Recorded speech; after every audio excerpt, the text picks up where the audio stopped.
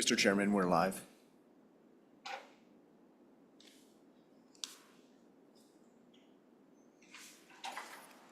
Well, it just so happened we ended up at 12 noon.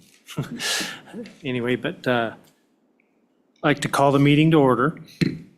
This is the Corporations Committee, Corporations Elections, Political Subdivisions, and we will start by taking roll.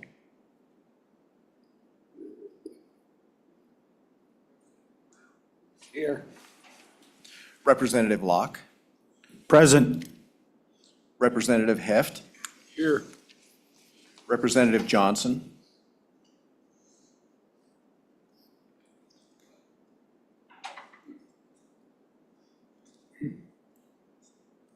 Here. Representative Lucas, Present.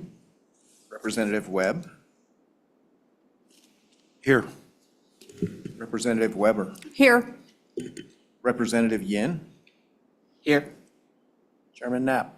Here.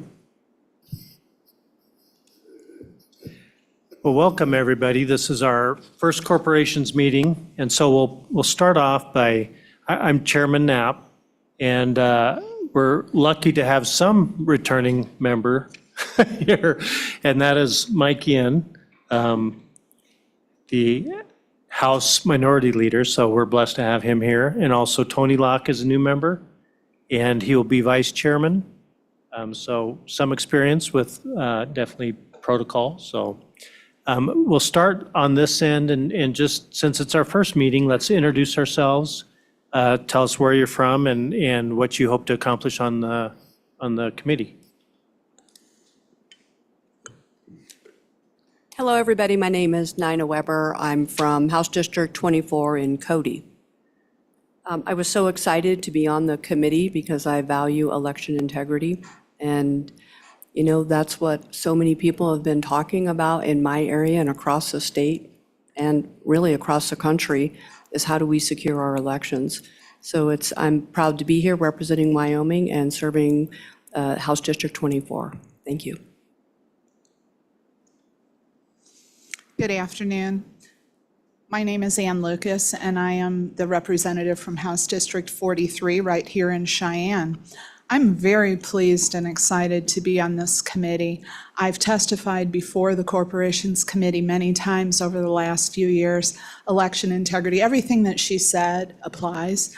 Additionally, though, we talk a lot about how to conduct elections and not necessarily the legalities behind it, but different ways to conduct elections. And I'm very interested in keeping it pretty much the way it is, only a lot safer. Thank you. Good afternoon. I'm Paul Heft, and I represent House District 25 in the town of Powell and the outlying area of Park County. I'm immensely interested in how this process goes and how we accomplish election integrity, which is a common thing. My constituents sent me here to resolve some problems they see in that whether we do it electronically or we go by hand counts, that every vote counts and that votes that don't belong there are gone. Thank you. My name is Tony Locke, House District 35, kind of the southeast side of Casper. Obviously, election integrity is one of my hot points, as well as just how do we do business in the state of Wyoming, and that's kind of the important issue, some of the important issues for me. Thank you.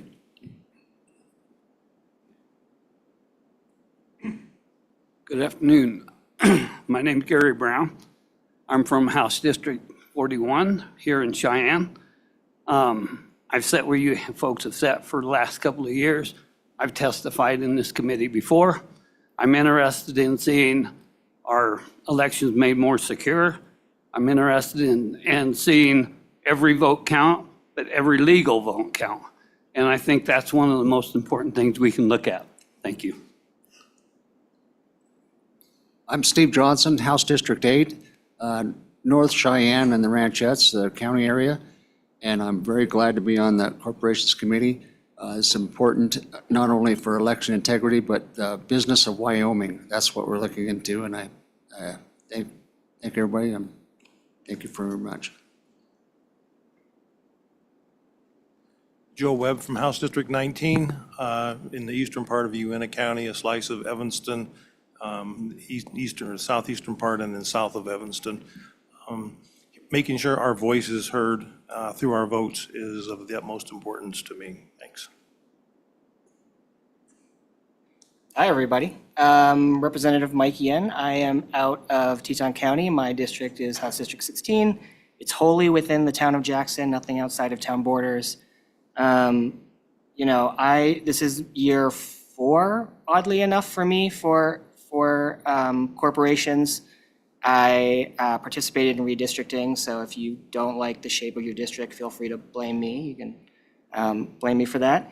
And, I think being on corporations is really an honor to serve, not only talking about the elections code, but how businesses form in the state of Wyoming, as well as our municipalities and other subdivisions, right? So it's a wide breadth of topics that we discuss here.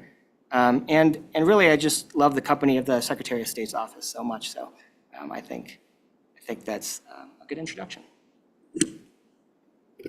Thank you, committee. I'm glad you mentioned that, Mike, because although we are going to talk a lot this year and have a lot of bills about election integrity, we cover everything from telecommunications, corporations and LLCs, of course, redistricting, which I'm glad I wasn't here for that, insurance and other exciting topics too. So we will start with decorum.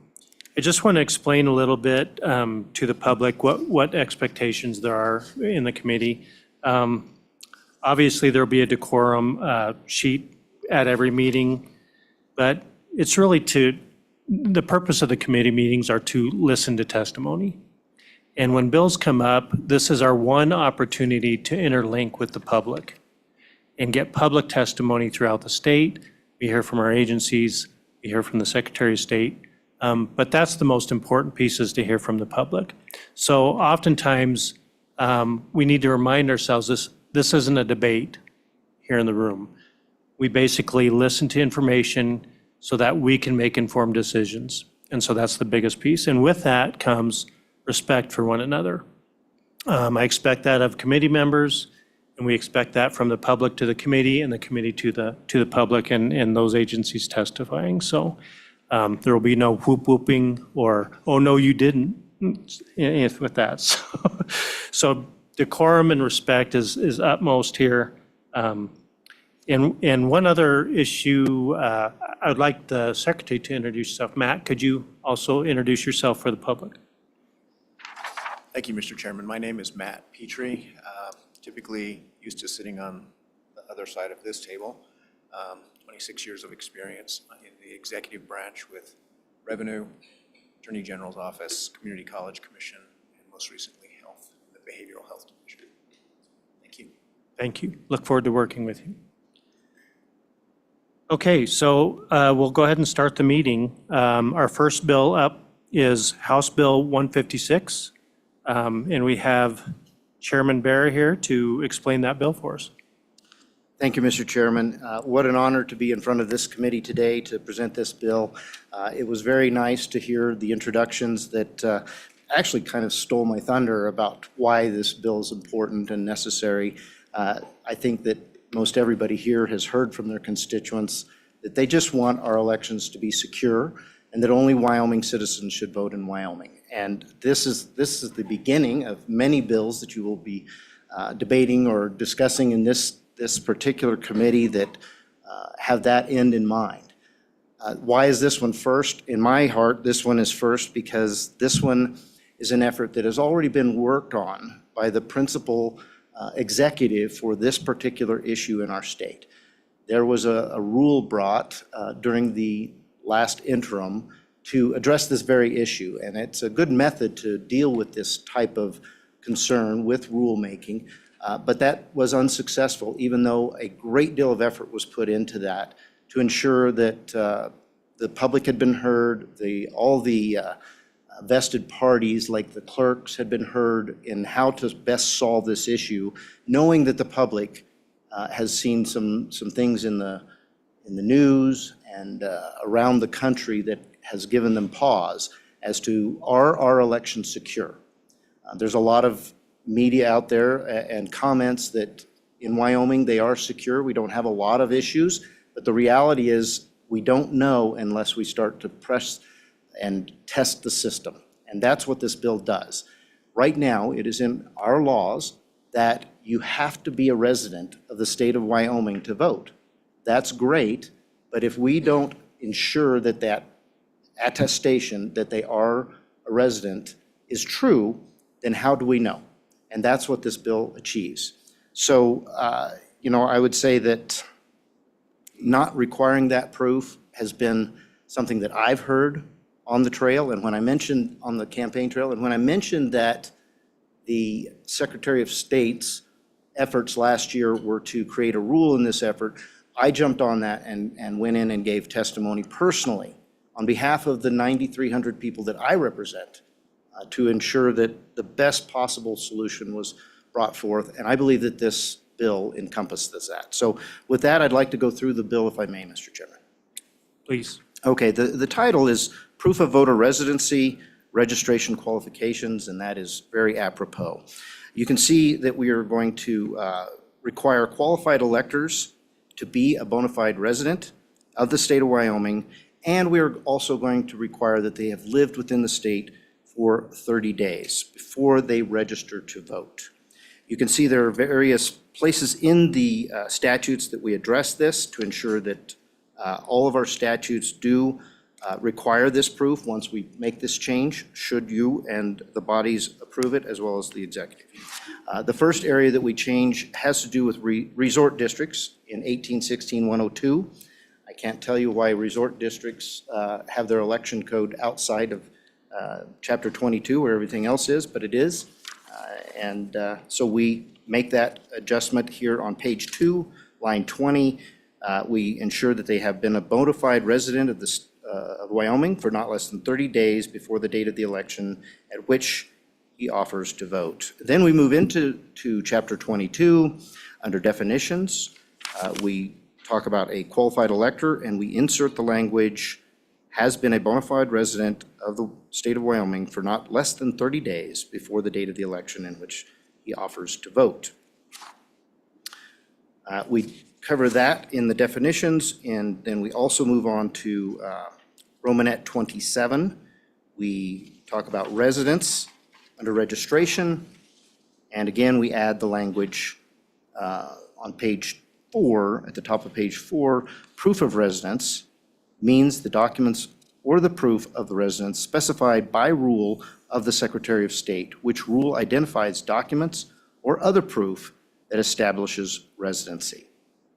We move on to 22-3-102, qualifications. And under this section, we add language, the county clerk shall not register a person if the person's presented identification or proof of residence contains any identification that the person is not a citizen of the United States, unless the person also presents proof of citizenship as specified by rule of the Secretary of State. The rule shall identify documents or other proof that establish citizenship. We also add the 30-day element under Romanet 6. Then we move on to 22-3-103, where we speak about registration and their oath, and we include the requirement of proof of residence in Romanet 9. During the attestation, we've added the language at the top of page 6 that the voter will attest, the registrant will attest, I have resided in the state for not less than 30 days before the date of the election. Moving to page 7, we have 22-3-117, which is where we address absentee registrations. We add the language on line 8 and proof of residence to the requirements. Under proof of identity, under 22-3-118, on page 8, we add again and proof of residence. Under definitions, on 22-29-104, you can see at the top of page 9, we add, again, the 30-day language, has been a bona fide resident of Wyoming for not less than 30 days before the date of the election at which he offers to vote. And with that, I will stand for questions. All right. Are there any questions from the committee for Chairman Bear? Representative Ian. Mr. Chairman, thank you. Representative Bear, thank you. So one question I have, I might have more when the clerks come up to determine about administration, but on page 5, where we talk about 30 days before the date of the election at which he offers to vote, we have this bill in corporations, and I know Representative Knapp remembers it, where there was another statute that talked about eligibility for a candidate and determining how long before the election that they stand for. So is a primary election an election for this section, or do we need to specify before the date of a primary election, or do we need to specify that a primary election is an election? Chairman Bear. Thank you, Mr. Chairman. And Representative Yin, thank you for the question. My understanding is that this would apply to both primary elections, which we do have to register for, as well as the general election. So if you skipped the general, this would still apply. If you skipped the primary, this would still apply. But because we register to a party for those primary elections, this would apply to that as well. Follow up? Any other questions from the committee? One moment. Representative Webb. Just like you to address the people that are gone long-term, maybe out of the country or at least out of state for long-term, but they live here. And then also the older folks that maybe living with a family member, and they may move from out of state, but they don't have a electric bill, they don't have anything to be able to help them to claim residency. Chairman Bear. Thank you, Mr. Chairman. Representative Webb, great question. What I would say is that we have to address this election integrity issue, and there will be lots of exceptions where people are concerned that maybe that's going to be more difficult to get registered to vote. But I would say that that is why we have given this particular bill the caveat of putting rulemaking into the hands of the Secretary of State. If you recall, that rule that was vetted, very well vetted, was eventually vetoed by the governor for a particular purpose. And the reason that the governor gave for vetoing was a lack of authority for the Secretary of State. This bill establishes that authority. So we are correcting that issue. Whether you agree with the executive or not, this makes it very clear. So this gives the Secretary of State the flexibility to address different issues, which they have heard much testimony on the issues that you bring up, Representative Webb. Thank you. Follow up? Okay. Representative Lucas. Thank you, Mr. Chairman. Representative Bear, does this affect in any way how we allow people to register at the polls same day? Chairman Bear. Thank you, Mr. Chairman. Representative Lucas, yes. The answer is no, it doesn't change that. What it does is those people who register would then have to also prove that they've been both a resident at that time and a resident for greater than 30 days. Okay, any follow-up? Any other questions for Chairman Bear? Okay, thank you. If you can just kind of stay on standby just in case. Okay, next I will invite the agencies to come up and speak on this. Secretary of State's office first.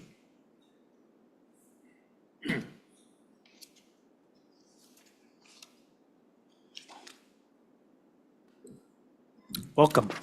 Yes, thank you very much. Well, Mr. Chairman, I just first want to introduce myself a little bit. We're going to be working together a lot. I'm Chuck Gray, the Wyoming Secretary of State, and to my left is Joe Rubino, our Chief Policy Director, our counsel. He does our public relations. He does a lot. And I'm so excited to work with you on the Joint Corporations Committee. This is a very, very important committee, but a lot of what you do interacts with our office. Of course, elections and election integrity, and then on top of that, all the business registration issues. And we have made the priorities of our office, election integrity and also attacking fraud on the business side. Now, we'll get to the second issue on some other bills that are coming in the future. But a little bit about myself. I served in the legislature for 6 years and came to really get involved in the election integrity space on working on voter ID. And we brought it 2018, 2019, 2020, finally got it done in 2021. It was a fight to the finish, and Representative Baer and Representative Knapp will remember it was a really, really interesting process, and that got me working with the clerks and thinking about these issues. And so when there was a vacancy in the Secretary of State's office, decided to put my hat in the ring for that. I want to thank Chairman Knapp. It has been wonderful working with him. And I consider you a dear friend, great member, and you had huge shoes to fill with Representative Roy Edwards, a mentor of mine, wonderful man, a wonderful Wyomingite who passed away, and you are filling them.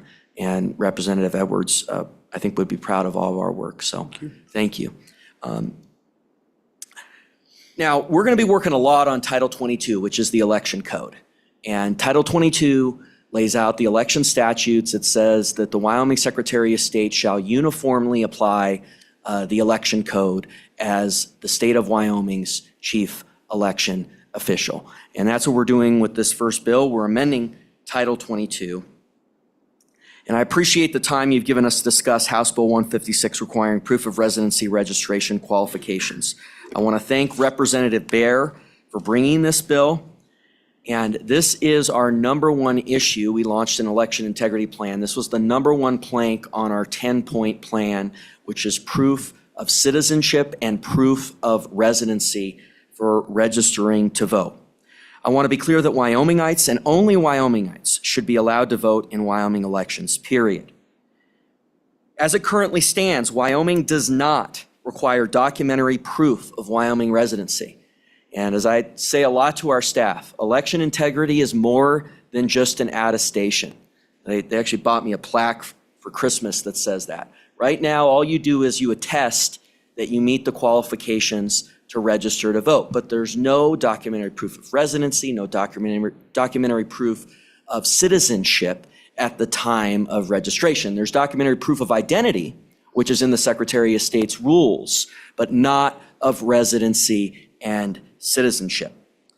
To address this issue, in February of last year, our office adopted amendments to Chapter 2 of our election procedures to require proof of Wyoming residency when registering to vote, as well as clarity ensuring illegal aliens could not vote.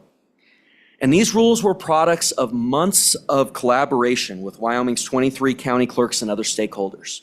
It actually came out of comments that the county clerks made in the August 2023 meeting in Douglas, where when we had put forward a durational residency requirement, which we'll talk about in a second, that is also a part of this bill, the clerk said, look, without proof of residency, a durational requirement is just an attestation. And so we said, okay. We met at Arby's afterward over lunch, was talking with Clerk Irvin, let's have proof of residency for registering to vote. And then we began, after that August 2023 meeting, months of collaboration the Wyoming way to come up with the rule that we adopted. These rules were well vetted and received overwhelming support from members of the public. I want to thank Representative Baer, who testified, other members of the Wyoming legislature who testified in favor of our proposed rulemaking. Despite this overwhelming support, these rules were vetoed on April 12th by Governor Mark Gordon, who claimed the rules were beyond the authority delegated to our office. Now, that claim by the governor is enormously disappointing to me, because we had an hour-long meeting where we laid out all the sections of the statute on how the statute already allows us to do this through our rules. Proof of identity is already in the Secretary of State's rules. Title 22 states that there must be a procedure to verify the information on the voter registration form, which includes an attestation that you're a qualified resident and a citizen. In other words, you're qualified to vote. So the fact that we were supposed to have a procedure to verify that information, not only were these rules in compliance with Wyoming state law, the lack of these rules are lack of compliance with Title 22. It's actually the opposite of the argument that the governor made in his veto of his rules. So I view that statement as specious, false. I've used many words to describe it, but I think specious and false are two that come straight to mind. But here we are in 2025, and I'm all about moving forward. And this bill puts forward explicitly this rulemaking authority so that we can proceed, stop the dithering and delaying, and get this done, and ensure that Wyomingites and only Wyomingites can vote in Wyoming elections, and to fulfill the mandate in the Wyoming Constitution and Wyoming state law that those who register to vote are residents of the state of Wyoming. I also want to speak to the explicit language inserted in 22-3-102 by this bill, which ensures that a county clerk shall not register a person if the person's presented identification or proof of residence contains any indication that the person is not a citizen of the United States. And that this is a very important issue to me. I thought it was the juxtaposition, because on April 12th, when the governor's runner handed me the veto of proof of residency and preventing illegal aliens from registering to vote, literally as I was being handed this, President Trump was having a press conference with Speaker Johnson announcing the SAVE Act, which is basically doing at the federal level what we're trying to do with these suite of bills here today. So I thought that juxtaposition was very interesting, and this is in line with President Trump's agenda, and it's very important we enact that here in Wyoming. Now, I want to speak a little bit to some of the questions from Representative Webb. You'll see in the proof of citizenship bill, which is the next one up, that we put the documents into the code on what qualifies, whereas on the proof of residency bill, it provides for rulemaking authority. That's a very important distinction, because residency is in terms of the technology and the changing standards of the time, we want to be able to be nimble in what provides for that proof and responding to your questions. So for example, in the case of someone who's elderly, the rule provided for an intake document or a contract at a residential facility, a long-term care facility, that would qualify for proof of residency. And so that's why it's important that we have that rulemaking authority, and that's why we're addressing proof of residency in that way. I also want to head off a little bit, it's in some ways going first testimony is some ways an advantage, some ways a disadvantage, but I'm a little concerned, moving forward, that one of the issues that might come up in testimony is on the credential that you put forward, whether it needs to match the address used on the voter registration form. So in the first version of the rule, we required the address to match exactly. The problem is that in Teton County, other places that don't have mail delivery, mail is delivered to P.O. boxes. Many individuals have on their credential a P.O. box, not the address where they are living at. Now, if you look at the code, and Ms. Dobson's here, and I enjoy our working relationship with her, I view the code as actually requiring the address on the credential. We can get into that in a second, but because of their old RIS system, which they're modernizing, when they mail that credential to a P.O. box, that's what apparently appears on as the address on the credential. And so that presented a problem with the initial draft of the rule, even though I think Wyoming state law requires that address to be on the credential, in that some individuals wouldn't be able to show, at least with their driver's license, which is the typical form of meeting the proof of residency requirement, wouldn't be able to prove that they were at that address on the registration form. And that's why we have a public comment process. We had a really vibrant process, and when we adopted the rules, we made it so that as long as you have a Wyoming address, including a PO box, that satisfies the proof of residency requirement. And in terms of the way the code is structured, and maybe Mr. Rubino can speak more to this, that it actually fits a little bit with the way the statute is worded in terms of residency, that it's basically a requirement that you're a bona fide resident of the state, and then also meeting the 30-day requirement that you're a resident of the state for that period. So that's why we made that change. It came out of the public comment process, and it's another piece of why we need to be nimble on this. But we did address it. It's very important we note that. Now I want to turn to the bill's requirements for durational residency, which is sort of the second piece of the bill. I'm in complete and total support of a durational residency requirement. I believe it is essential to ensure that Wyoming has safeguards in place to strengthen Wyoming's residency requirement, ensure that there is a durational aspect to ensure Wyoming's elections are decided by Wyomingites. That's why in our first interim committee meeting as Secretary of State, we requested the Joint Corporations Committee draft a durational residency requirement. That was the May 2023 meeting in Lander. And the consternation from the media and different actors when we did that was astounding. Since then, they've kind of made that something they're okay with, because we've amplified and started talking about proof of residency and proof of citizenship. So it's kind of interesting to see the difference from the WyoFile article from April of 2023 versus December of 2023 and February of 2024. But it is very important that we do this as well. A little bit of background.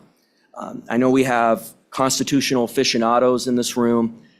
The Wyoming State Constitution has a 1-year residency requirement for registering to vote. In a series of decisions in the early 1970s, over 40 states had 1 or 2 year residency requirements in their state constitutions. 2 of them actually had a 2-year residency requirement. In a series of decisions in the early 1970s, those residency requirements were struck down. And since then, the legislature has declined to act to provide for a durational residency requirement in Title 22 of our code. So where we stand right now, all it says is that the only requirement is that you be a bona fide resident. Bona fide means genuine.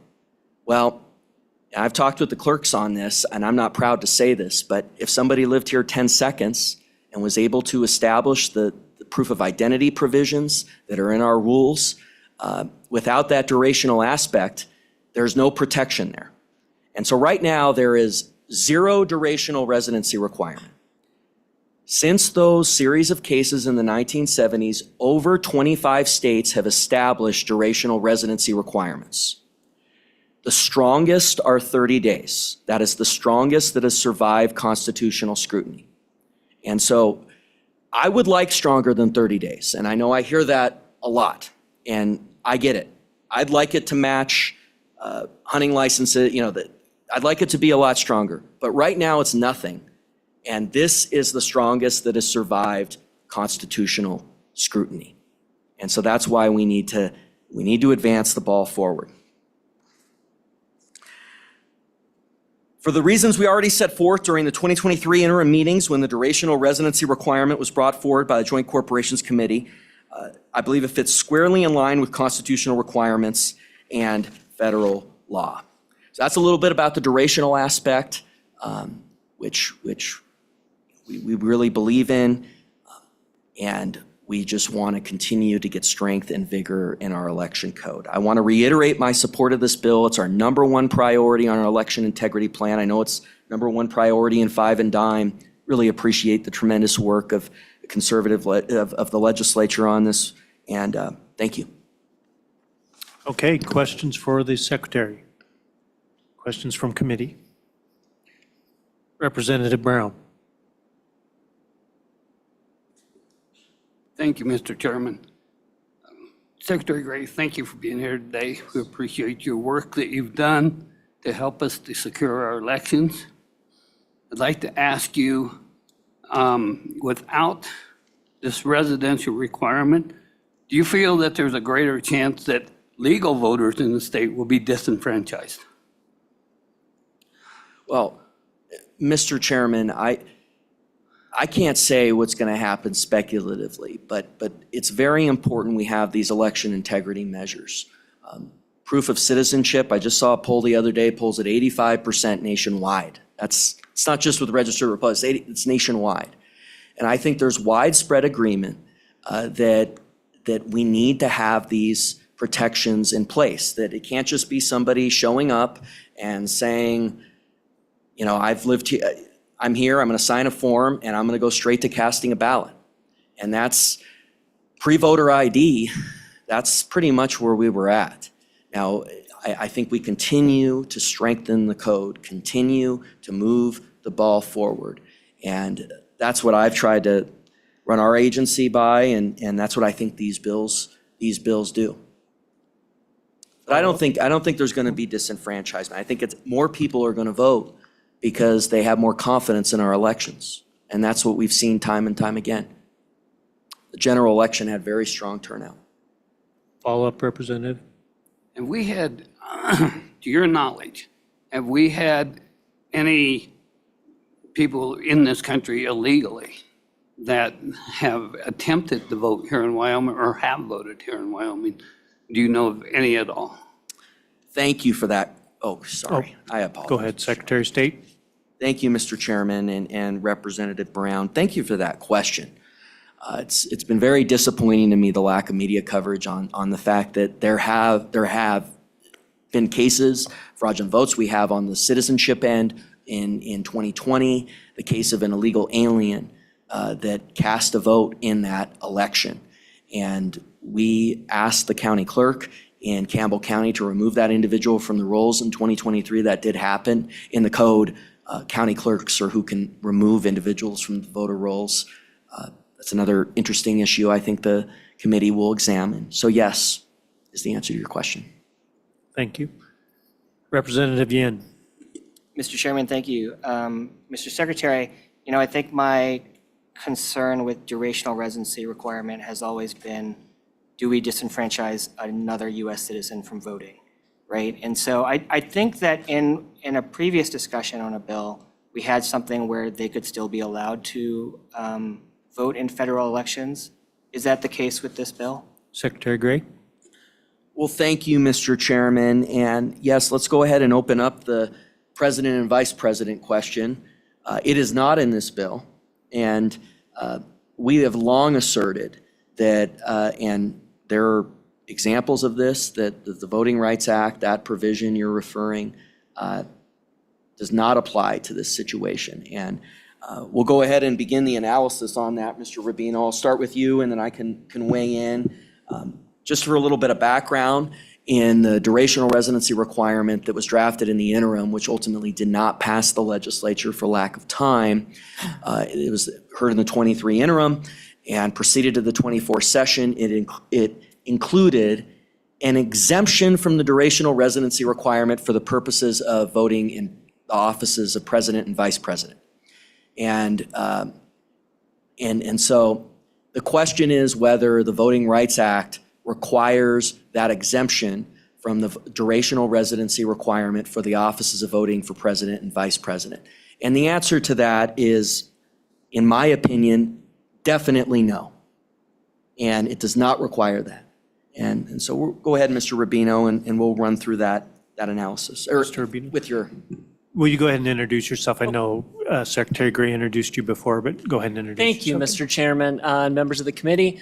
My name is Joe Rubino. I'm the Policy Director and Counsel for the Secretary of State's Office. I really appreciate this question. I know that it was a discussion during the 2023 interim when this bill, originally House Bill 38 from the 2024 session, was introduced and passed the committee. Throughout the session, I believe it originated from an LSO staff comment about the Voting Rights Act and the interplay between the Voting Rights Act and the 30-day durational residency requirement. I want to speak specifically to a couple of provisions out of the Voting Rights Act that address the exceptions that are within the Voting Rights Act, or I shouldn't say exceptions, but considerations for elections for president and vice president in the Voting Rights Act passed nationally to ensure that no matter where somebody lived, an individual, whether they're in Wyoming, Colorado, California, New York, they could still cast a ballot in a federal election for president and vice president. Specifically, I want to point to what I reiterated at a couple of interim meetings and during the 2024 House and Senate corporations meetings with respect to House Bill 38, 52 USC 10502E, which provides, and I know this will be lengthy, but then I'm going to discuss it a little bit. Change of residence. Voting in person or by absentee ballot in state of prior residence if any citizen of the U.S. who is otherwise qualified to vote in any state or political subdivision in any election for president, vice president, has begun residence in such state or political subdivision after the 30th day next preceding such election, and for that reason does not satisfy the registration requirements for such state or political subdivision, he shall be allowed to vote for the choice of electors for president and vice president, or for president and vice president in such election, one in person in the state or political subdivision in which he resided immediately prior to his removal, if he had satisfied, as of the date of his change of residence, the requirements to vote in that state or political subdivision, or two, by absentee ballot in the state or political subdivision in which he resided immediately prior to his removal. So immediately prior to when he moved. If he satisfies, but for his non-resident status, the requirements for absentee voting in that state or political subdivision. I want to discuss a U.S. Supreme Court that came out of this. Part of the Supreme Court cases that the Secretary had mentioned, and we discussed this ad nauseum during the 2023 interim session, Oregon v. Mitchell, which I will admit is not a light read. Scholars have called it a patchwork of opinions that generally upheld the amendments to the Voting Rights Act of 1970. Specifically, I want to point to Justice Stewart's concurrence, U.S. Supreme Court Justice John Stewart's concurrence, which spoke directly to this provision of the Voting Rights Act, in which he stated in part, Section 202, added by the Voting Rights Act amendments of 1970, is a comprehensive provision aimed at ensuring that a citizen will not be deprived of the opportunity to vote for the offices of president and vice president because of a change of address. Those who take up a new residence more than 30 days before a presidential election are guaranteed the right to register to vote and vote in the state to which they have moved, notwithstanding any durational residency requirement imposed by law, provided, of course, that they are otherwise qualified to vote. Those who take up a residence less than 30 days before a presidential election are guaranteed the right to vote, either in person or by absentee ballot, in the state from which they have moved, provided that they satisfied, as of the date of their change of residence, the requirements to vote in that state. Now, as we discussed and I testified numerous times, I believe that that statement, both from the plain language of the Voting Rights Act, but also as expounded upon by Justice Stewart's concurrence in Oregon v. Mitchell, that the onus of allowing someone to vote for president and vice president should not be on the state to which they move. It should be on the state from which they moved.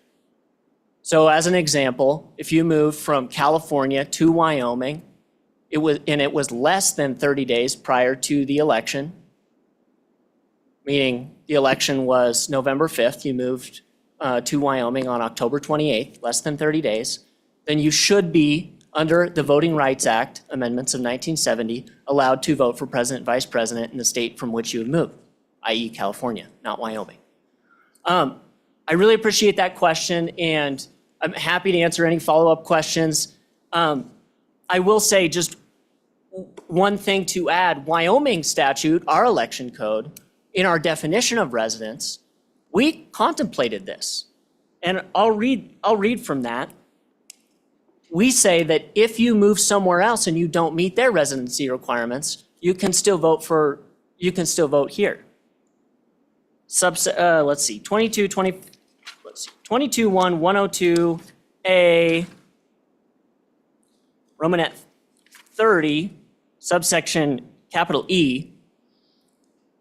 If a person removes to another state with the intent of making it his residence, he loses his residence in Wyoming, except that in a general election year, if his registration is valid in Wyoming when he leaves this state and he is unable to qualify under the laws of his new state of residence to vote at the primary or general election, he shall be deemed to have retained residence in Wyoming for purposes of voting by absentee ballot in the primary or general election.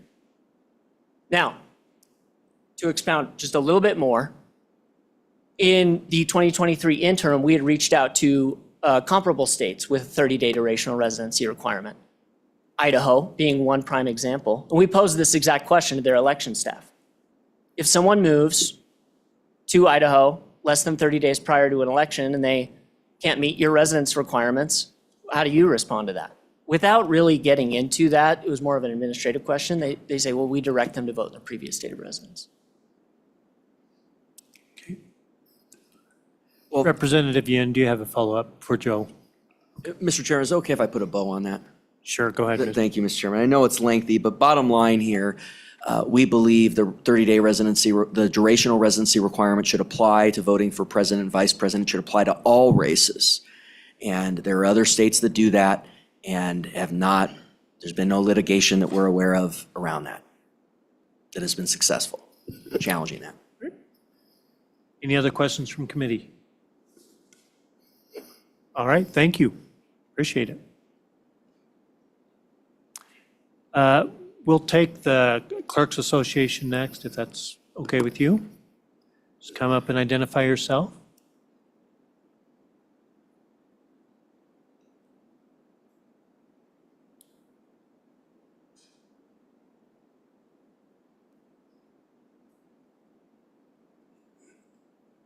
Good afternoon, Mr. Chairman and committee.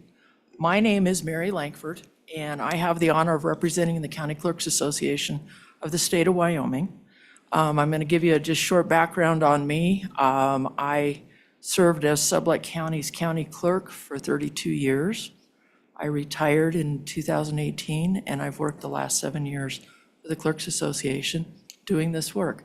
Have worked a little as consulting, but mostly as their lobbyist. As we go through election bills this year, I'll meet with you. There'll be clerks that will come in and meet with us and that type of thing as we go through different pieces of legislation.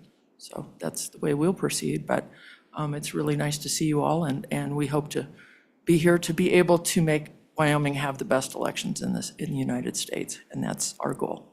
Thank you. Do you have comments on the bill? Yes, sir, I do. A couple of our comments here, again, and you've heard this from the secretary, this bill was House Bill 38 that came out of the interim in 2023. It was passed through the House corporations last year, but it was not considered in the Senate. One of the concerns that we still have, and we may, maybe that's been resolved in the new proposal, is that we still, do we really know what a bona fide resident is in the state of Wyoming? And being the administrators and the enforcers, the county clerks, really know to have a specific definition of what a bona fide resident is.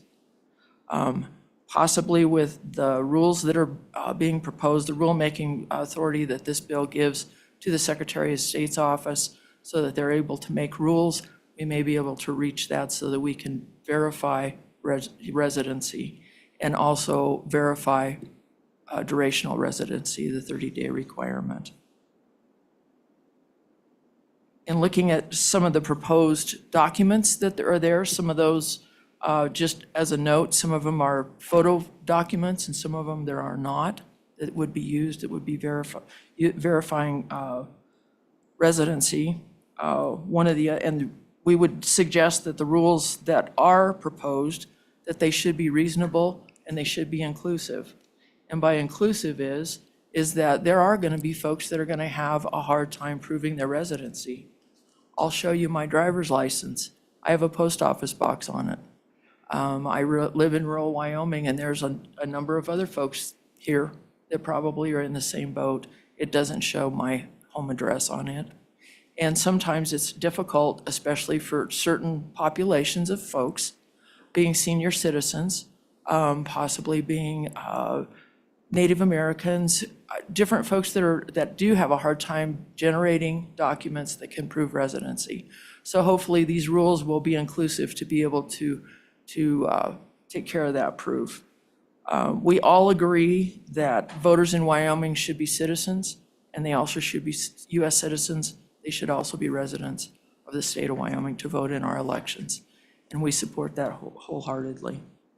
One of the other concerns, and you just heard a little bit about that discussion with the presidential election, we still have some concerns, and we would still be administering, even if it's determined that with the 30-day residency requirement, we would still be dealing with folks that had moved away from the state of Wyoming that hadn't been in another state long enough to vote in their state and would be coming back to vote to us. So we'd need clarification, or at least have some direction, we believe, to be able to deal with those specific president and vice president election situations. And then also, we'd need to have some guidance on how we would tabulate those votes. They're going to be a separate ballot, a separate iteration of the election, and we need to be able to meld that information into our election results.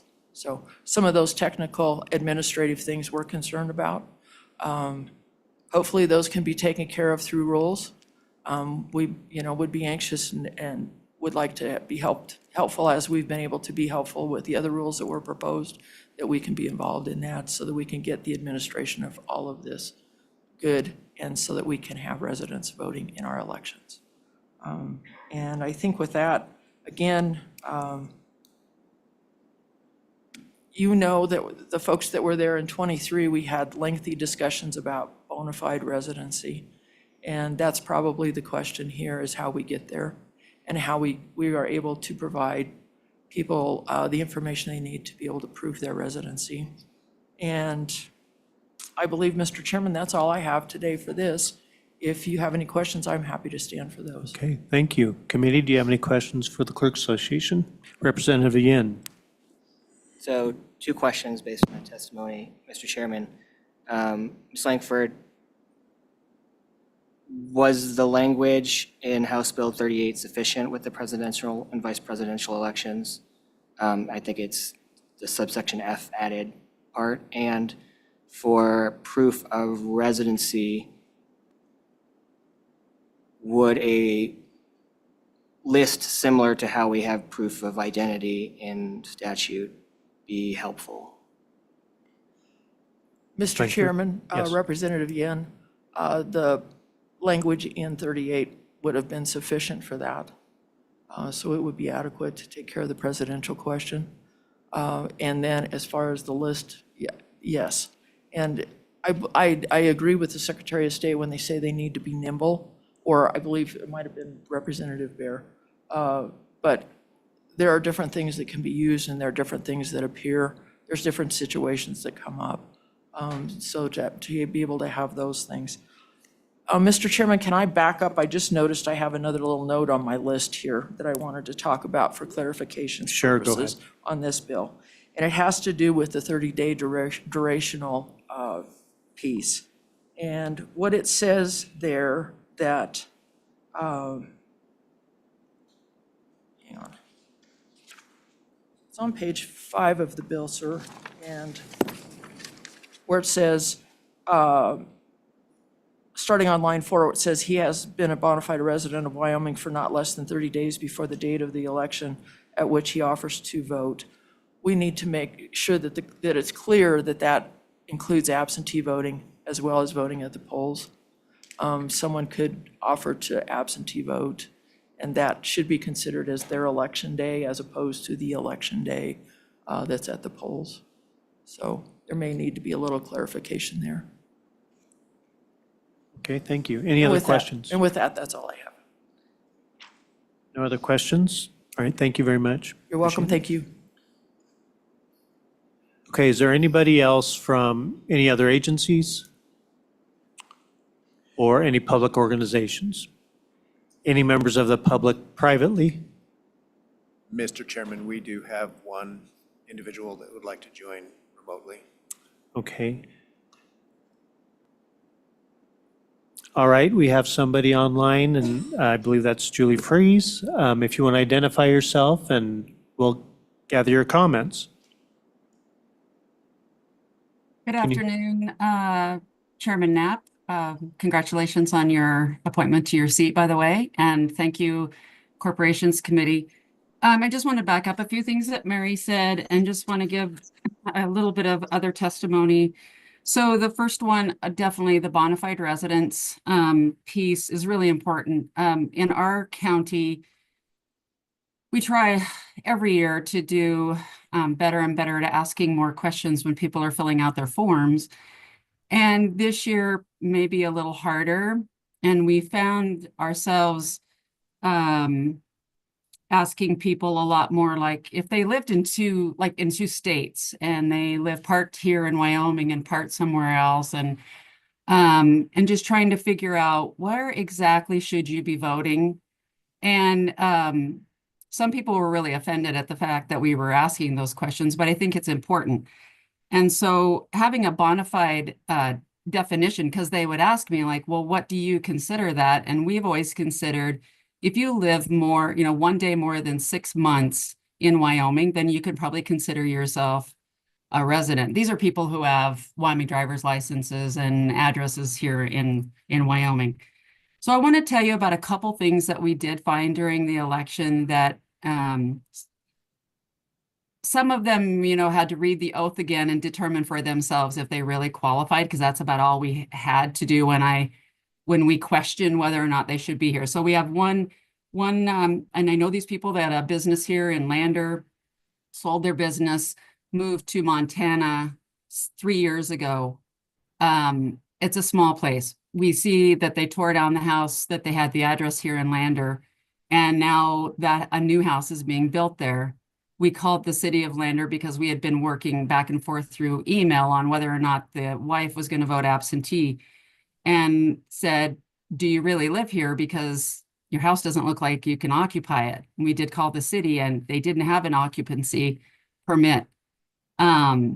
She argued with us quite a bit about whether she could vote absentee. It came down to when they came here in person close to election day and her husband wanted to register to vote. And I was really pushing that issue of, do you really live here? They still have Wyoming driver's licenses. They still have a deed that says that they have property in Wyoming. And a lot of people, there's stories all over where people from another state will come and buy property. So when we make that list of things that'll say that you're a resident, that's why this is not an easy situation, is how are you going to be sure that that there are people that we're beating up here, that are residents here, really are residents here, but maybe don't have the right documentation. And then these people that come in and say, well, I have a deed. And so therefore, or I kept my Wyoming driver's license because apparently they didn't have to get rid of it in Montana. I found that very interesting that we were having that conversation. The man himself actually told me, after I put the oath in front of him, I said, you make the decision because I'm not seeing where you live here. And this place is not a place you can occupy. He chose not to do that. Although I did get a request to send a letter of why I refused his right to vote, which I did not. I gave that choice up to him. But that makes me think that there's an attorney involved somewhere in my future. And so I just want you to know that the list, it can't always be as simple as we think it is. And so I agree that there needs to be something done, but bona fide, if we could figure out what I can tell people, what does that 30 days represent? I also think that the Wyoming driver's license part of this and ID is going to be a huge part of this. If they're the ones right now that are figuring out that you've got the right pieces of paper to, to put your correct address on your driver's license, that's going to be critical, especially for the places that only have the post office boxes. So maybe we require the driver's licenses to have a physical address. Maybe we require that the driver's license take off of their list of residency type of things a voter registration card. We have people coming to our office wanting to get registered to vote so that they then can go get a driver's license. That seems really messed up to us, that we still have that on the list. And so my whole point that I'm making here is that it seems like we won't have as much problems, but it is a really big question. And when we get down to what exactly is bona fide and what kind of items will people need to show, that really makes it clear that they're a Wyoming residents, it's not going to be as simple as we think. And so I just wanted to share, some of those stories that we had from election that they make it through the line, or they're already registered and they make it through the line because they never quit voting. So just more than anything, just some information about the most recent election. Clerk Freeze, I had a question, just out of curiosity. For the Wyoming ID, is it required to show proof of residency when you apply for a Wyoming ID through DOT? So I did pull that off of the internet. So what they are required to prove for current residency, you have to present two. It's utility bill, rent receipt, bank statement, insurance policy, telephone bill, mortgage document, vehicle registration, pay stub, tax document, voter registration, report card, magazine bill, doctor's bill, basically any mail addressed to you at your current physical or residential address. So that's what they require at the driver's license. Okay, thank you. You're welcome. Do you have any other comments before questions? No, I do not. Thank you. Okay, does anybody on the committee have any questions for Clerk Freeze? Nope. Okay, thank you very much. Thank you for the opportunity. All right, do we have anybody else online? Mr. Chairman, we do not. Okay, and just one last time, anybody else on the, one more bite at the apple, Secretary? Mr. Chairman, thank you. I'll go quick here. A couple things I want to respond to, though. This bona fide point on bona fide resident. Resident is already defined in the code. There's already a definition for residence.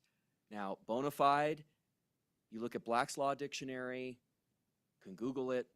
Genuine is the definition of bona fide. And in statutory construction, if it's not defined in the code, you look at its general meaning. Now, at some point, maybe we should put bona fide residence in front of residence, but bona fide means genuine. And I really think the definition of bona fide resident, I'm fine to look at that. That is a separate bill. And Representative Brand just numbered a bill that looks at the definition of residence a little bit, but I just view it as a separate concept. I mean, this bill has two concepts which are related, which is durational residency and proof of residency. So it's a little different from House Bill 38. I just want to clarify that from the clerk's comments. It has, on top of the durational residency, proof of residency as part of this registration requirement. And so it is a little different. I also want to repeat again, because Ms. Lankford did mention that she has a P.O. box on her license. On the rules that we put forward at adoption, P.O. boxes were allowed. And this would still need to go through rulemaking, so it would need to be approved by the governor. So our intent is to do something along the lines of what we did last time, probably the same. And we certainly aren't going to back off on allowing the P.O. boxes for proving residency. The other question I wanted to respond to is the Wyoming ID. I saw Ms. Dobson coming up. Wyoming ID, my understanding is it's just like a driver's license in terms of qualifications. So wanted to clarify that. All right, thank you. All right, final chance from the public. Does anybody else have any comment? Hi, please state your name. Hi, Chairman Knapp. My name is Misty Zimmerman. I'm the program manager at Wyoming Driver Services. I just thought that there were enough questions regarding our driver's license and identification card that I would make myself available if you had any questions for us. Does the committee have any questions? Representative Yin. Mr. Chairman, as a person with a P.O. box on his ID, is that going to be something that continues there? I mean, Secretary of State made a couple of statements, and I'm curious on what that's going to look like now and into the future. Chairman Knapp, Representative Yin, the Secretary of State is correct. We are in the process of modernizing our current driver's license system. We anticipate that project will go live sometime late this summer, early fall. Right now, what we're running into is some technology issues with a 1986 system. where we are not able to produce both a mailing address separate from the residential address. In instances where you do not have your physical address and your mailing address in the same town, we have to split that up. So that's where you're seeing simply a PO box on those credentials, ID card, driver's license. Going forward with our new system, that will be solved. We will be able to have a physical address on your credential, and it can be mailed to a completely separate address in another city at your PO box where you receive mail. So both will be listed in the future? Chairman Knapp, it would be up to the discretion. We can't list both on the credential if they're in separate cities, right? Because it wouldn't be accurate to do a PO box in one city with a physical address. But what will be allowed is that you'll be able to, the agency will be able to mail that credential to a separate address rather than what's on the physical card itself. Okay. Follow up, Representative Yin? Okay, thank you very much. Okay, with that, I will close public comment. Oh, was there one more? Okay. All right. Come on up. You can both come together.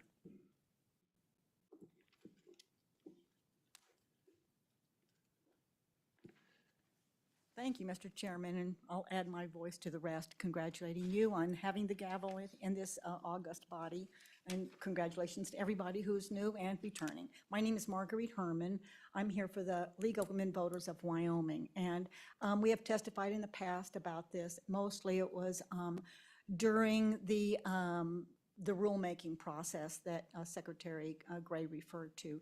And I'll be brief, I know you have a lot ahead of you, so I will just say the League of Women Voters agrees with everyone on the dais and everyone in the room. I'm confident that the integrity of our elections is absolutely vital. And we believe, and at the same time, we also believe that our government, our representative form of government, completely relies on participation of every qualified elector in elections to elect our leaders who, and especially, from dog catcher on up to president. Every office is important. That being said, I'll just address features of the bill that give us a little pause. I will also add is that even well-intentioned restrictions, if they have the effect of creating a hardship for certain sections of our population, then we have a problem because it does have the effect, again, maybe unintended, of disenfranchising qualified electors to participate in their government. And we're all about maximum participation in our government. That's sort of a basic tenet of the legitimacy of our representative form of government. And we think this would have that. 30 days seems a little arbitrary. Some other states do it, some don't. I think we'd like to see some kind of a rationale. Why 30 days? Why not 2 weeks? And it just seems to be a little arbitrary. Number picked out of the air because other states do it. And just to sort of reiterate what has been gone on before, is I think what you're trying to do, I think, if I can be so bold, is to define bona fide residency, not necessarily residence. In addition to the people mentioned, people with post office boxes on the reservation, maybe in residence centers, nursing homes, et cetera. There are people who are homeless or whose housing is uncertain. So what's on the driver's license or whatever documents may not be where they live now. There is no match. People move around. I was on the school board here, and just the the people who moved around within the city limits, changing legislative districts in the process because we have so many of them. And so we have transients and people who are homeless who do not have an address, don't have a residence at all. So if we could guarantee or examine, validate residency without having to have a permanent residence, I think that would be the solution to that definition, which is in statute, and actually Clerk Freeze has brought it to the attention of the legislature a few years ago. So she recognizes the issue, and so do we. There's a residency, and I think that's something independent of having a physical address, street address. Again, trying to be brief here. Let me see, sorry. And I'll just leave it at that. I'll just say that if we can do this in a way that does not categorically exclude people, create a hardship for people to exercise their franchise, that is the solution. Again, 30 days, if we can figure out a time that makes sense and is meaningful, we sure would appreciate that. We share your concern about the integrity and confidence in our elections. We think the clerks are doing a great job. When you register to vote, they run your data through to make sure the Department of Corrections has given you clear and that you've got and so they do some screening, and I kind of wish we had heard a little bit about that, what they do automatically right now with registration forms. And I would say that mentioning one case in the past several years where a non-citizen was caught voting, I don't know if that justifies sort of a draconian approach, but I'll just leave that there. And so thank you for your time, and I'm happy to answer questions. Any questions? Okay, thank you very much for your testimony. Mr. Chairman, Committee, Brett Moline, Wyoming Farm Bureau Federations, based on my members' policies, sitting in support of this bill. Just on a personal note, I moved this summer to change my voter's registration, and my residency was not difficult. I think, in my personal opinion, people that think it's important to vote, as long as they know the rules, are going to find a way to vote. I firmly believe that, and I will commit that if this goes through, my organization has a newspaper that goes out to all of our members. That will be a target, is that if you want to vote, these are the rules. This is what you need to do to help cut down on people that don't understand. Granted, we're not widespread, but it's a piece of the puzzle that I think will help. And with that, Mr. Chairman, sitting in support of this bill, I would take any questions you or the committee may have. Thank you. Any questions from the committee? Representative Yin? Mr. Chairman, thank you. Mr. Moline, the consideration by the clerks on how to define bona fide resident, do you think a voter in Wyoming should intend to stay in Wyoming for a majority of the year to be able to vote? Or do you think that shouldn't be the case? Mr. Chairman, Representative, kind of flying by the seat of my pants here. You need to say where you live, what your residence is. I mean, that regardless if it's 30 days or 9 months, however you define that as far as staying, was your question, are you going to stay here forever or for 6 months? In today's society, that's a pretty hard question to answer, but it's where are you now, and have you been here for 30 days? Is this your residence for 30 days? If I understand it right, it doesn't mean that you have to actually physically be here, but this is what you're saying is your place of residence, if I understand it right. And so I think that, as far as being able to anticipate, are they going to stay here? With today's society, transient workers, I don't know how you would address that. But I think, saying that you've lived here for 30 days, you're claiming this is your residence for 30 days prior to the election should be workable. I hope I attempted to answer your question, Mr. Chairman. Representative Yin, any follow-up? Okay, thank you very much. Thank you for your testimony.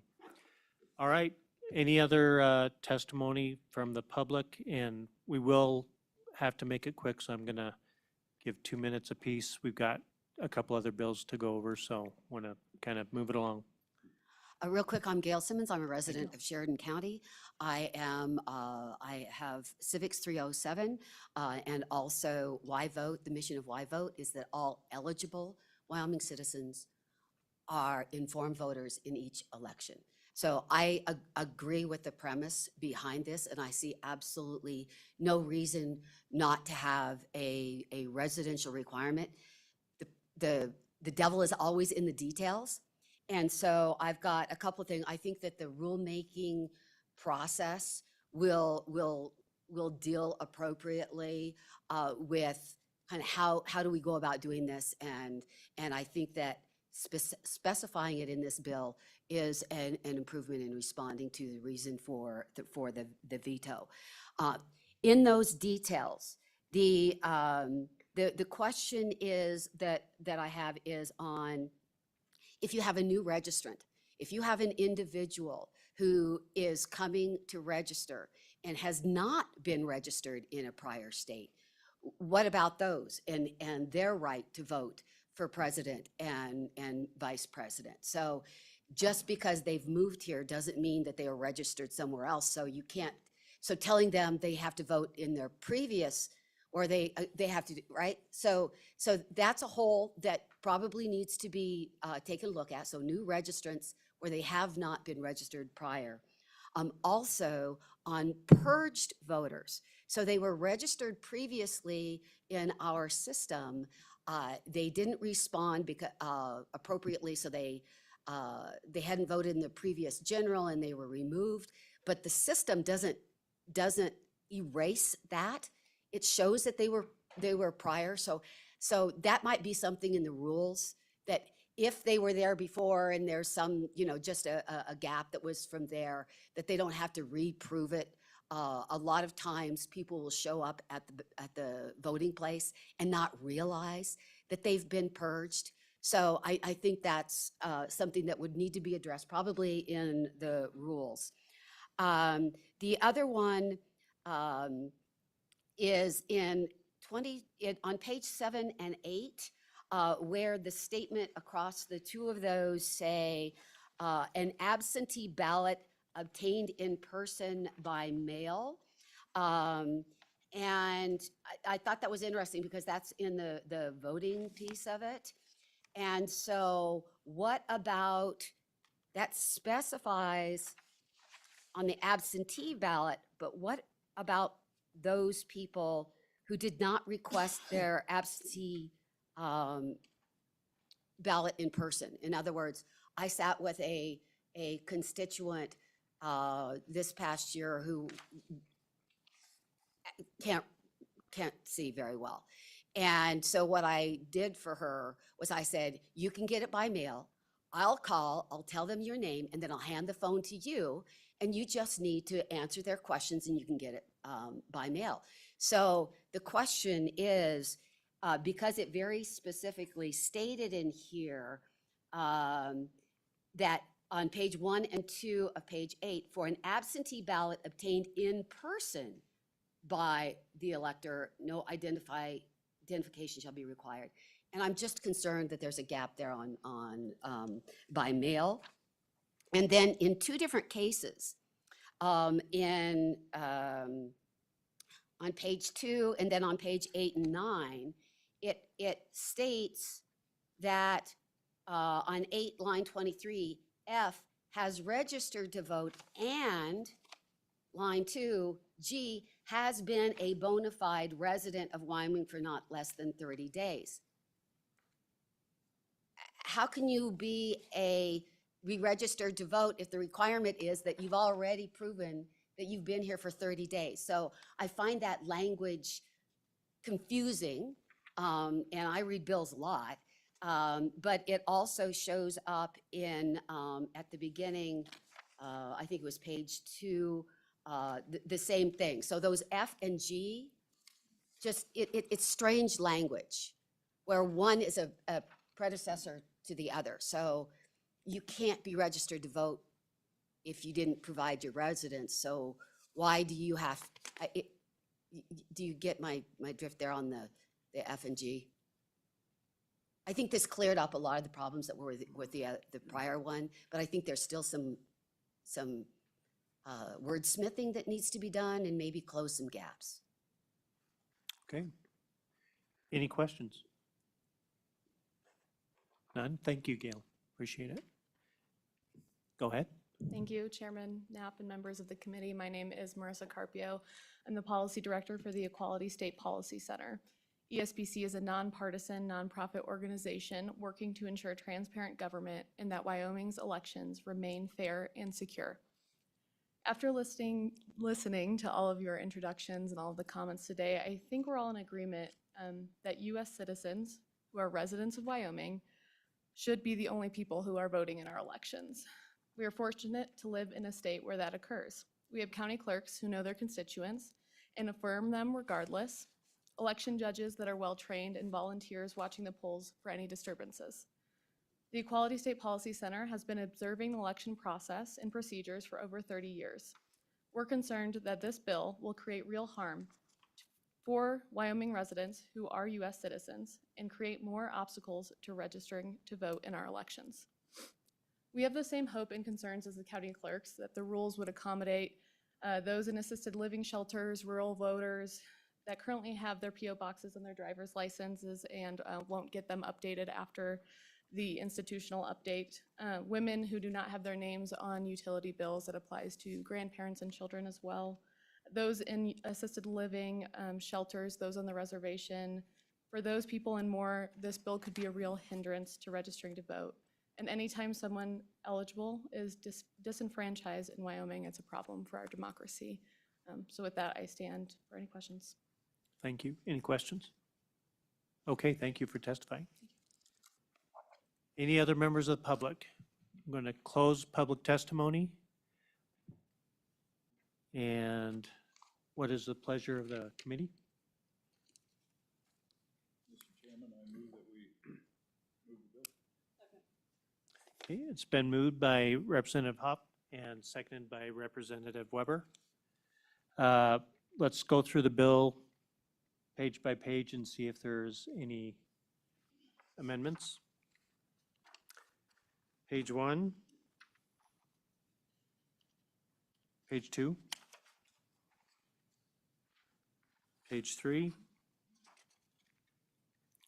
Page 4. Mr. Chairman, Representative Yin. I would like to move an amendment. So I live in a county with a lot of people who aren't there a majority of the year, and I think it is an open question on whether they should be considered residents of Wyoming. So I have a motion to insert on line 3, Romanet 30, so XXX, and then big H. So Romanet 30 is the part of our definitions that list residents. And so there's a list of rules of capital letters. And so I want to insert an H, a new rule that says a person shall not be a bona fide resident if he does not intend to reside in Wyoming a majority of the year. So it would require a second if that's the committee's rule.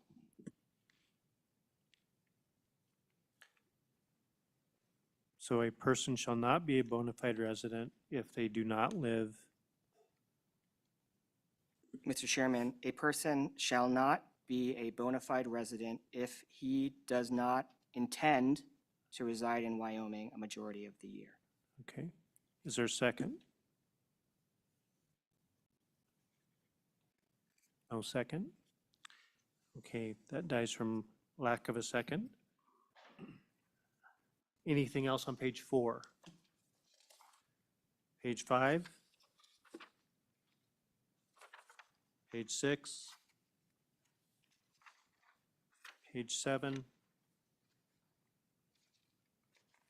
Page 8? Page 9? All right. So We Mr. have a motion on the floor. Mr. Chairman, Yes, could I provide some comments or absolutely, Representative. Yes. Thank you, Mr. Chairman.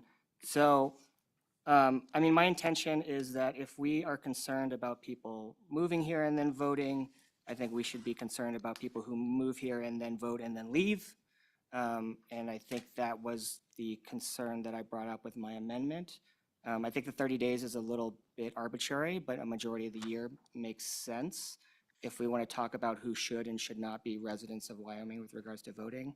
If the bill does move forward, which I assume it will, I will bring a list of possible documents. I don't think it will be an exhaustive list, but I think it's important for the legislature to determine what kind of proof of residency is required, because I think it's incumbent on us to make sure that we don't exclude anyone. So I think we heard lots of testimony of folks who are worried about proof of residency and not having the types of documents required in the list to make sure that they could be shown as a resident. And I think that's incumbent upon the legislature to make sure that happens and not something we should delegate to an agency.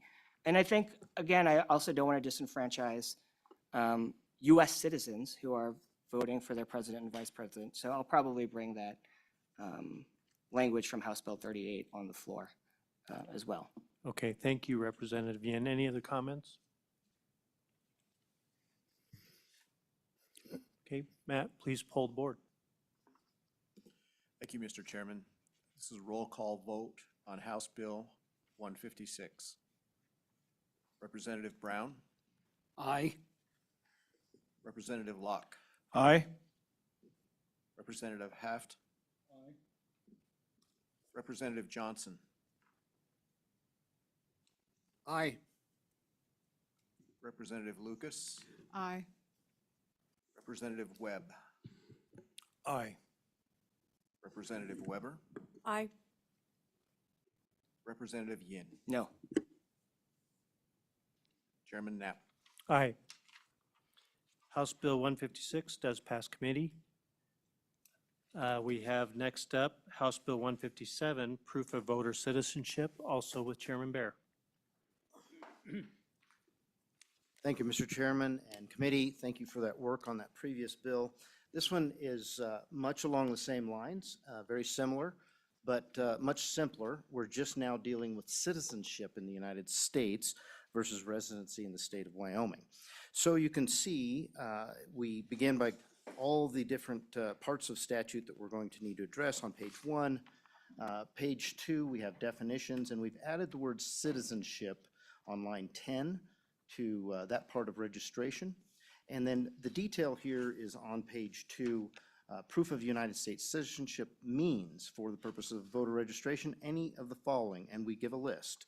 We start with a valid Wyoming driver's license, a valid tribal identification card, a valid driver's license or identification card from another state which meets the Real ID Act requirements, a valid United States passport, a certificate of the United States citizenship, a certificate of naturalization, a military draft card on page 3. Page 4, we go to a consular report of birth abroad. We also have an original certified copy of a birth certificate. Then we go into qualifications. And by the way, we discussed earlier why this particular bill has a list versus rulemaking. And so if there's any questions, I think we've already covered that. Qualifications of temporary registration, we add the language, as is evidenced by proving or providing proof of United States citizenship as defined in 102. Also, we add that language here in 103, proof of United States citizenship as defined. Absentee registration generally, we add proof of United States citizenship is acceptable identification to the county clerk and by completing and subscribing. We finish with proof of identity by adding and proof of the United States citizenship as defined in 102. And with that, I'll stand for any questions. Thank you, Chairman Bear. Any questions? Representative Yin. Mr. Chairman, thank you. On page 3, we talk about the identification cards for Eastern Shoshone, Northern Arapaho, or other federally recognized Indian tribe, provided that the identification card does not contain any indication that the person is a United States citizen. So from my understanding, all tribal, everyone that is a member of a tribe is a United States citizen. Are there cases where that's not true? Chairman Bear. Thank you, Mr. Chairman. Thank you for the question, Representative Yen. To my knowledge, that there wouldn't be any exceptions right now, but I suppose, just off the top of my head, if you had a tribe from another nation, like Canada or Mexico, I'm not familiar with how that situation would be, but we want to make sure that only U.S. citizens are voting. So should that be the case, where you could be in a tribe in another nation, this would exclude those people, and those people should not vote in the United States. Any other questions? Thank you, Chairman Bear. All right, Secretary of State's office. Secretary Gray. Well, thank you, Mr. Chairman. Chuck Gray, the Wyoming Secretary of State, and Joe Rubino is to my left, our Chief Counsel and Policy Director. I am in support of House Bill 157, proof of voter citizenship. Again, proof of citizenship and residency to vote is our #1 priority in our election integrity agenda, and really appreciate Representative Bear bringing this forward, and the priority #1 on 5 and dime as well. This really mirrors what at the federal level they are trying to do with the SAVE Act.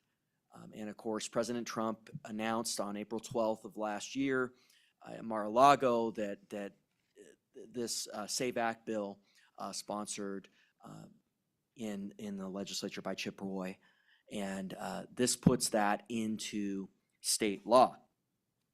Now, what the SAVE Act would do is it amends the NVRA to require proof of citizenship, and then it also requires NVRA exempt states, and Wyoming is one of the 6 that is NVRA exempt, to establish substantially similar procedures to keep their NVRA exemption. And so we're very in support of the SAVE Act, but it works very well in concert with House Bill 157. Like residency currently, Wyoming does not currently require documentary proof of United States citizenship to register to vote. Rather, you must, when you register, only attest that, among other things, you are a U.S. citizen. While our proposed rules, which would be explicitly authorized by House Bill 156, what we did there is it also provided clarity that non-resident designations on credentials like driver's licenses would not be eligible for registering to vote, and that's also what Mark Gordon vetoed, which was really disturbing. Only Wyoming residents, only Wyoming citizens should be voting in Wyoming elections, period. And that's what this bill effectuates. So I'm in full support of House Bill 157. Thank you. Thank you. Any questions? Yes, Representative Brown. Secretary Gray, thank you again for being here. Yes. I just would like to point out that I had asked you a question in the last bill about anyone that had voted that should not have voted, and you did talk about a non-U.S. citizen attempting to vote. I just wanted to get this as a matter of record, so would you speak on that again? Yes, thank you. Well, Secretary yes, Gray. there was a case. Thank you, Mr. Chairman. And Representative Brown, there was a case, yes, in 2020, well documented. And the other problem is when you don't have these verification measures, you don't know how many times it is happening that you don't catch. That's the other problem. And so it's kind of circular, the media and folks that don't want the election integrity reforms. It goes back to voter ID. They say, well, how many times has it happened? Well, how are you able to ascertain that? It's very difficult without that upfront proof. And so it's kind of a circular argument, which is one of the, unfortunately, one of the tactics I think out there to try to stop these sorts of pieces of legislation. But yes, it has happened, unfortunately. And Secretary Gray, are you aware of any that have happened across the United? I know in DC there was over 200, but are you aware of any other? Oh, yes, yeah. That have happened across the U.S.? Yes, Ohio ran their list. There was hundreds, I believe, and you know, we have meetings with the other secretaries. Yes, there are cases. Okay, thank you. Any other questions? All right. Oh, sorry, Representative Yen. Mr. Chairman, I didn't ask this of the last bill, but I think it makes more sense for this one. Do all existing registered voters have to go in and prove their citizenship? Or should they? Do you think they should? Even though they're existing registered. So if we pass this, should existing voters come in and prove their citizenship? Representative Yin, this is the registration process, which is separate from voter ID. And so this would require proof of citizenship for registering to vote. Mr. Chairman. Follow up. Yeah, so follow up. I understand that it's for registration, but do you think that we should examine everyone in our voter rolls now to check if they are a U.S. citizen by asking them all to come in and check their citizenship? Secretary Gray. Representative Yin, great question. One of the bills that we're working on that hopefully is going to be numbered very soon is ramping up our voter list maintenance authority. which frankly, compared to other states, is pretty weak. And what that would do is provide stronger authority for us to be able to do that cross-check. The other thing is I'm very excited with the President Trump's administration, the possibility for collaboration with the Social Security Administration, which has always been for secretaries sort of the gold standard. We've always wanted to collaborate with Social Security Administration and be able to ascertain qualifications for registering to vote by comparing that data with SSA data. Now, of course, this administration currently, the Biden administration, has no interest in doing that. Unfortunately, it's very sad.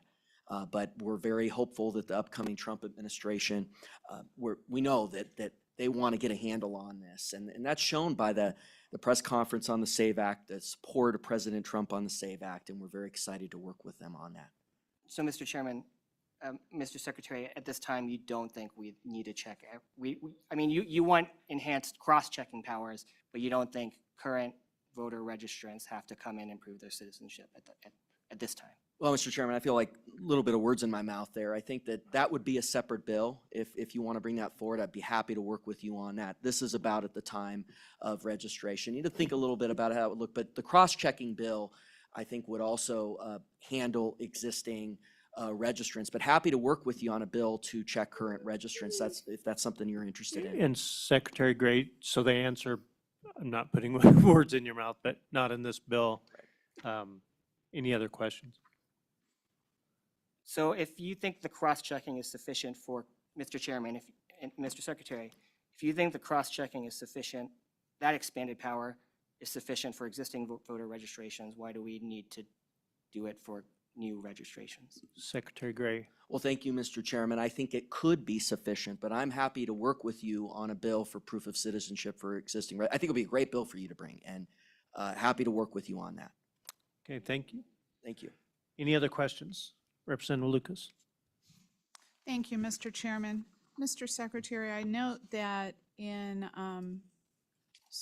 22-102, we've got a number, and goes on to the next page, of varying identification type things that prove citizenship, and many of them are not photo IDs like a passport is. The passport's like the gold one on there, and the Wyoming driver's license, the real ID. But can somebody just merely present a birth certificate? Do they have to have another a form of identification so that you know that they are who they say they are?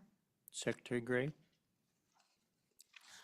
Well, Mr. Chairman, it's important to note, this is the registration process. So proof of identity, proof of residency, and now this bill, which is proof of citizenship, this is at the time of registration. Now, then you have voter ID. And oftentimes this kind of all gets merged. Voter ID is really one of the principal reasons to have voter ID, and it's very important. I'm a big believer, we brought voter ID in 21, that's to prevent voter impersonation at the polls. So that confirms that the person who's on the list after they cross citizenship, residency, identity, that is indeed the person showing up at the polls. And so that's the voter ID requirement, which I think in future bills we're going to delve further into. Thank you. Okay, any other questions? Okay, members of the public, your opportunity. Clerks Association, do you have comments on this bill? And we'll probably limit comments. We have one more bill that we need to hear, and we have a hard break at 2, so.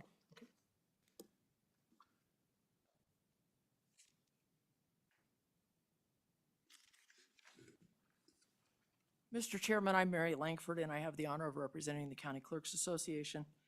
And the County Clerks Association agrees that voters in Wyoming should be U.S. citizens, and we would be able to administer this bill. Real ID is required nationwide by May 7th of 2025, and to be able to implement that, we would need to have a little bit of training to be able to do that for nationwide driver's licenses. But we've already got Real ID in Wyoming, and we've been using it for quite some time. So and probably 90% of our voter registrations are done with Wyoming driver's licenses right now. And kind of a follow-up on Representative Jan's question also. WyoReg, our voter registration system, verifies citizenship only for a Wyoming driver's license if it's used. But it's a back-end process where an e-poll book at a polling place in those counties can process upfront, which allows them to know whether an applicant is eligible to vote at time of registration. But WyoReg has scanning that's required federally for us to have. It's scanned by DCI for felons. It's scanned by Vital Statistics to make sure that our voters are alive when they're voting. It's scanned by Homeland Security that checks for citizenship. And then those are the platforms that it gets scanned on. And so citizenship is already there with our voter registration system. A pitch for statewide poll books for our election process, we would be able to do that scanning and for citizenship real time at the polls if we had those. And we're also concerned with this bill as well.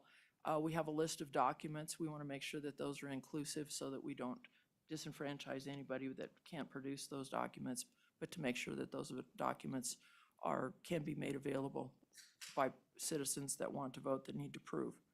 And then I have a little follow-up as far as what's really going on in the world in Wyoming. The clerks just pulled a poll yesterday because we knew this question would find out, is citizenship really an issue in Wyoming? And this is from the UNA County Clerk. And we're short 2 counties, but she says, so far we have had 6 non-citizens vote. They are all being investigated by the respective sheriff's office, and this was in the most recent general election. Being investigated by our respective sheriff's offices, or the clerk is waiting for the response to prove citizenship.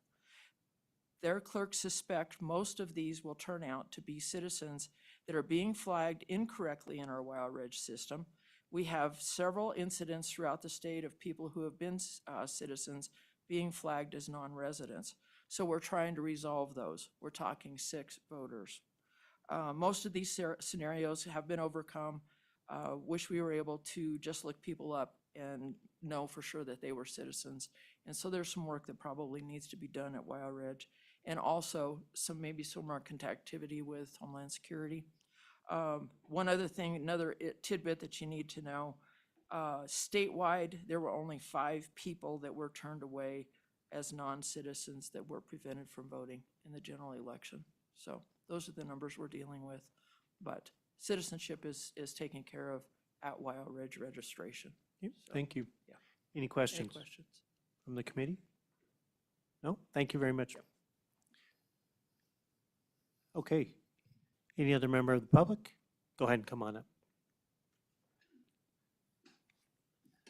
Mr. Chairman, again, thank you. My name is Misty Zimmerman. I am the program manager for White Hat Driver Services. As we walk through this bill, everything appears as we would see it. One thing that we did want to mention is something that Ms. Lanford also brought up was the technology that is available with the Wyoming driver's license.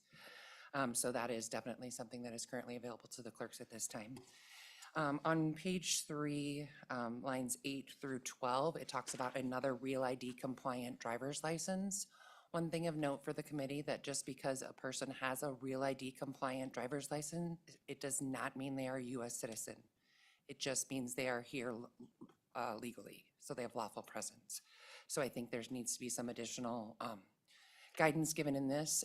One of the things that we typically see is that there's a standard for driver's licenses across jurisdictions, and this is not one of the things that is on our standard driver's license, or the driver's license standard, I should say. So it could look different in each jurisdiction, even though it is a Real ID compliant card.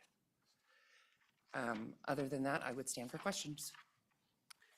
Representative Lucas. Thank you, Mr. Chairman. Ms. Zimmerman, so you said that non-citizen driver's licenses would not look any different than a citizen's driver's license? Is that how I'm intending to take that? Mr. Chairman? Yes. Representative Lucas, there's not a standard for that. So in Wyoming, if you are a temporary resident, if you're here temporarily or you have a temporary legal status, you get a -NR on your license, but not every jurisdiction is required to do that. So Colorado may do something different than Nebraska, than Wyoming. So that's the concern that we have on the out-of-state Real ID compliant credential, because just because it is a Real ID compliant does not mean that the person is a US citizen. I understand. Thank you. Follow-up. Follow-up? Thank you, Mr. Chairman. So then I'm understanding that in Wyoming, real IDs have a standard for showing non-residency. Chairman Knapp, Representative Lucas, yes. If you are a temporary resident, so permanent resident status does not show any different. However, the type of lawful presence is communicated to WyoReg, which is what Ms. Lanford was talking about. So if you are a permanent resident or a temporary resident, that status is communicated electronically to the Secretary of State's office. Thank you. All right. Any other questions? Okay, thank you very much.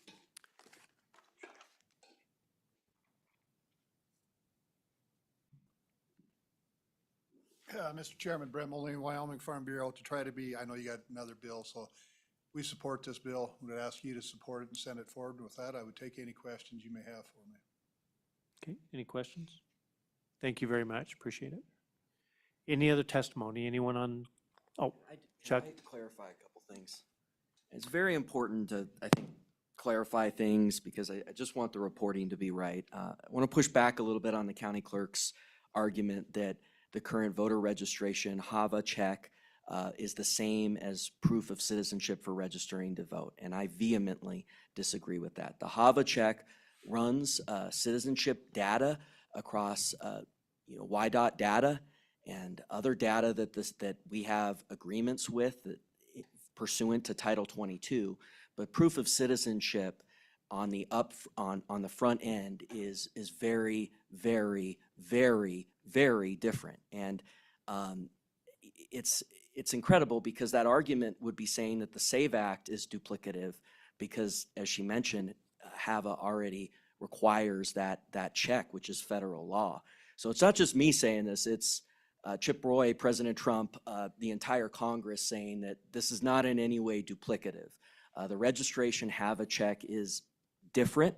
It does serve a purpose, but it is different from proof of citizenship up front. The other thing I want to note is I did send a letter to the clerks asking them to notify me of any citizens that were not allowed to vote because they did not pass the HAVA check, or any suspected non-citizens that were not allowed to vote. And I'm really a little troubled that the numbers that were just reported by Ms. Langford, I do not believe match what I was reported in those emails. It's very important for county clerks to report those situations and those investigations. And I will double check that, but I don't think they anywhere near match the numbers that were reported to our office pursuant to that letter. Thank you.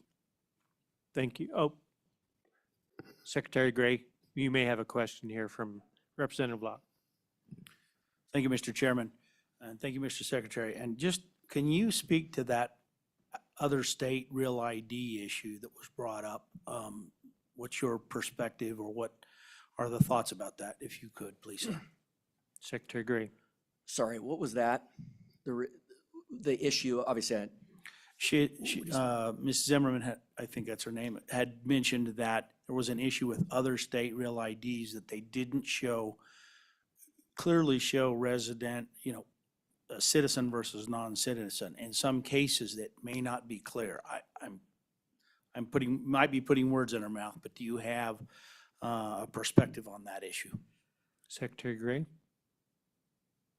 Yeah, that is an issue that I need to think about a little bit because of the way it's worded. It says it requires that it has that designation. So if there is that non-resident designation in other states, I need to think a little more about that point.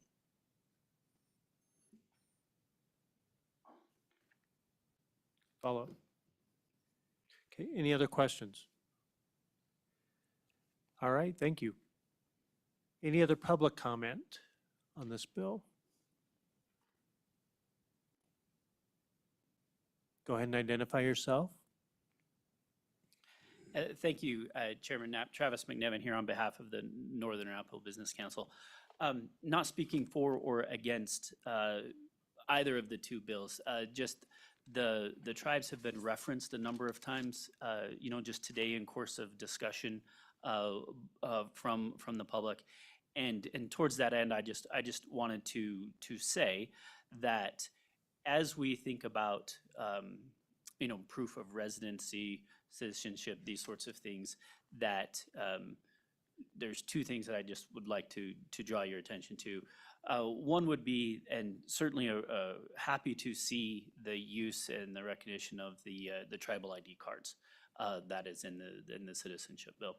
And then with respect to the conversation around residency, as it has been hinted at or kind of brought up in passing in different in testimony today, that many tribal members don't have physical addresses. The use of P.O. boxes is very, very prevalent. And so as we think about the residency issues, proof of residency issues moving forward as the bills advance and/or the rulemaking process, as Mr. Secretary brought up, that the P.O. boxes are certainly an important piece for tribal members as physical addresses for many members of Northern Arapahoes, of course. What I'm speaking for is important, and so with that, I just wanted to just add that for the committee, and certainly happy to take any questions. But as Northern Arapahoe, the tribes have been just referenced a lot today. I just thought I'd Thank you. add that. Thank you. Thank you, Mr. Chairman. Any questions from the committee? Okay, thank you very much. Any other testimony from the public? Anybody online? With that, I will close public testimony. Committee, what's your preference? Mr. Chairman, make a motion that we move the bill. Okay, it's been motioned by Representative Brown, second by Representative Lucas, that we move the bill. Any amendments to the bill? Okay, seeing none, I will call for the question.